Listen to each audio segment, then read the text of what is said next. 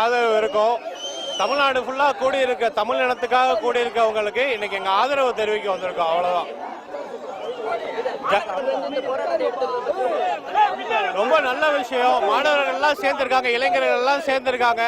இது பெரிய லெவல்ல வெற்றி பெறும். இளைஞர்கள் கையில ஒரு விஷயத்தை எடுத்தா அது வெற்றி தான். அதுக்கு முடிவு வெற்றி தான்.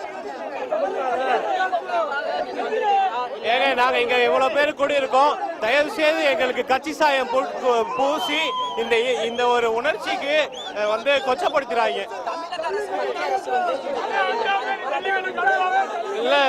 இல்ல நம்மளும் வந்து நியூஸ்லாம் பார்த்துட்டு தான் இருக்கோம். ஆந்திரால வந்து மாண்புமிகு முதலமைச்சர் சந்திரபாபு நாயுடு அவர்கள் வந்து அவர் முன்னிலையிலே பாதுகாப்போடு ஜல்லிக்கட்டு பண்ணியிருக்காங்க. பல மாநிலங்கள்ல தடையை மீறி என்னென்னமோ பண்ணிக்கிட்டு இருக்காங்க. ஆனா நம்ம இதுல ஏன் அப்படி ஒரு தைரியமான முடிவை வந்து தமிழ்நாடு அரசு எடுக்க மாட்டேன்றதுதான் வந்து எங்களுக்குலாம் ரொம்ப ஒரு மாதிரி வெக்கமா இருக்கு.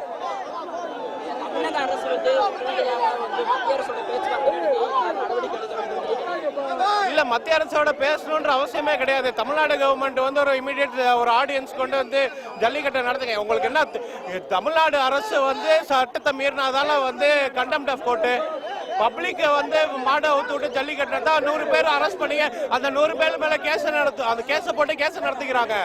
இது பண்ண முடியாதா? இது வரைக்கும் பண்ணது கிடையாதா? இல்ல இது ஒரு 2 நாள் 3 நாள்ல முடிஞ்சிடும், அவன் வீட்டுக்கு போயிடுவான்னு நினைச்சாங்க. அப்படிப்பட்ட உணர்வு கிடையாது. இது வந்து வெறும் வந்து நம்ம ஹிப்ஹாப் தமிழா பாட்டுல சொன்ன மாதிரி இது வந்து மாட்டை பத்தின பிரச்சனை கிடையாது, நம்ம நாட்டை பத்தின பிரச்சனை. அதனால வந்து இது ஒரு 20-30% கிரௌடு தான். இன்னும் அவங்க இழுத்துக்கிட்டு இருந்தாங்கன்னா மொத்த தமிழ்நாடு கூட இப்ப இளைஞர்கள் மட்டும் வந்திருக்காங்க. இளைஞர்கள் ஆதரிக்க தெரியாம அவங்க எங்கெங்க போய் ஆதரவு தெரிவிக்கணும்னு தெரியாம அவங்க வீட்டுல வந்து ஒடிஞ்சு போயிருக்காங்க. ஐயோ நம்ம மதுரைக்கு போகணுமா?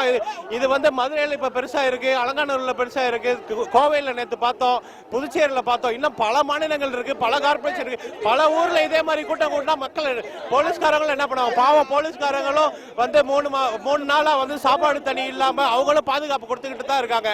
அவங்களும் என்னதான் பண்ண முடியும்? இதுக்கு அரசாங்கம் தான், போலீஸ்காரங்களையும் பாதுகாக்க வேண்டியது அரசாங்கம் தான், மக்களையும் பாதுகாக்க வேண்டியது அரசாங்கம் தான். இதுக்கு எல்லாத்துக்கும் சீக்கிரம் ஒரு முடிவு காணணும். ஸ்டேட் கவர்மெண்ட் கேஸ பார்க்கல, மக்களே நாங்களே எங்க கேஸ பாத்துக்கிறோம்.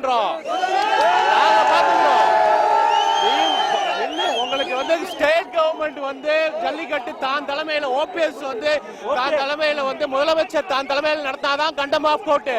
மக்கள் நடத்தினா வந்து கண்டம் ஆஃப் கோர்ட் கிடையாது.